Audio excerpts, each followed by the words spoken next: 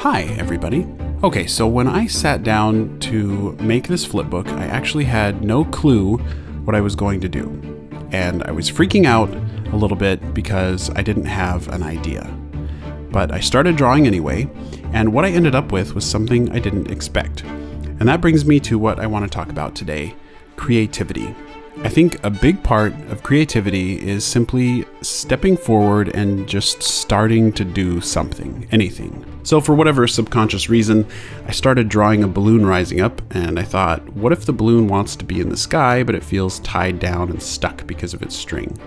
So it wants to break free and fly. So I gave it a face, but then it was kind of boring looking, and I didn't really like the way the pen was looking. But I had the start of my idea. So I started over with a cuter face and a thinner pen. I like the face designs in Adventure Time, so that's kind of what I went for here. So as I drew the balloon, like my lines are a little sketchy. I actually remember in high school, my art teacher would get really annoyed at sketchy lines. He would tell us to just stop being so sketchy, just put the pen on the paper and draw a line. Okay, so here when the balloon stops, I gave it a little stretch so you can feel the jolt as it stops. I also didn't realize how much my head was getting in the way of the camera, so here's the anticipation before it goes up. Anticipation in animation is like the wind-up before an action. It's the stretch back before throwing a ball, or the breath in before a sneeze. It's all the build-up of tension before an action. And the bigger you make that anticipation, or the longer you hold it, the more tension you build up. And then the stronger you can make that action feel. So this isn't like a huge anticipation here, but it is still critical to make the balloon's action of leaping upward feel stronger. And then the stretch here, it's like another anticipation before the string breaks. I wanted to really build up that tension here and have it be really high before the string snapped. So I held it here stretching for a while, and I kept it stretching a little further each frame.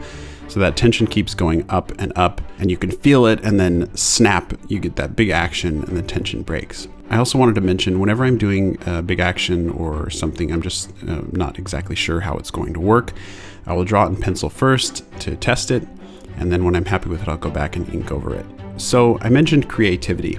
At this point in the flipbook, I still didn't have an ending figured out. I imagined the balloon breaking free and just floating off alone in the sky. I wondered about it, going up into space or something. But then I liked the idea of the balloon rising up and joining a group of other balloons, almost like a bird catching up with a flock flying south for the winter.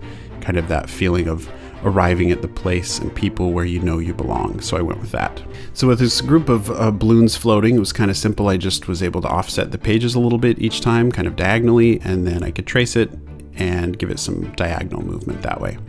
I wanted the lone balloon to float up somewhat diagonally, so I drew a line in pencil on each page in the same place, and this marked out the path. And then I was able to just line up to that path each page to keep the balloon following a consistent direction.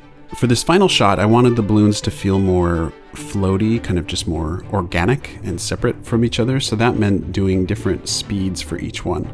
So to help me draw them all faster, I cut out a paper template of the balloon shape, and then I could just trace that shape for each balloon, and it made drawing them a lot faster. Then to have the balloons each moving at different speeds, I just used different increments for each one. So I did it one balloon at a time. I would do one, go through all the pages, then go back and do the next balloon through all the pages. For coloring, I used my Copic markers. I tried a few different colors for the main balloon, but for some reason this pinkish color just kind of felt like the right color that it needed to be. For the rest of the coloring, I like doing just one object or color at a time. So you go through each page doing all the yellows, then go back and do all the blues, and then you're not capping and uncapping your markers a bajillion times. So creativity. I had no idea what this animation would be when I started, and that's really my big tip. If you're ever feeling stuck or blank creatively, just kind of take a step into the unknown and start doing something. Drawing, free writing, whatever it is, start doodling until you stumble on something that grabs your interest or sparks an idea, and then build on that. Speaking of creativity, before we look at the finished animation, I want to thank Audible for sponsoring today's video. Audible has the largest selection of audiobooks on the planet, and one of my favorites is Creativity, Inc. It's an incredible book by Ed Catmull, the president of Pixar Animation. He dives deep into the culture, leadership, and the creative process which has allowed Pixar to create some of the most amazing animated films. One of my favorite quotes from this audiobook is, "The unpredictable is the ground on which creativity occurs." And that for me is the perfect way to look at creativity. It is very often unpredictable, and because of that, it's an adventure, and that is what I love about it. You can get this audiobook free or another of your choice when you sign up for a free 30-day trial. Just head over to audible.com/Andymation or text Andymation to 500-500. I often listen to audiobooks as I animate, and there is no better place to listen than Audible. Again, get your free 30-day trial and download your audiobook at audible.com/Andymation or text Andymation to 500-500. All right, let's check out the finished flipbook.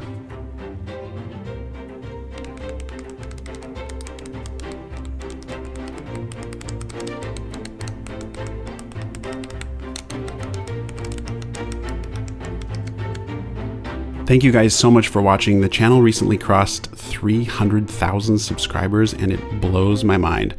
So thank you. Keep creating, and I'll see you in the next video.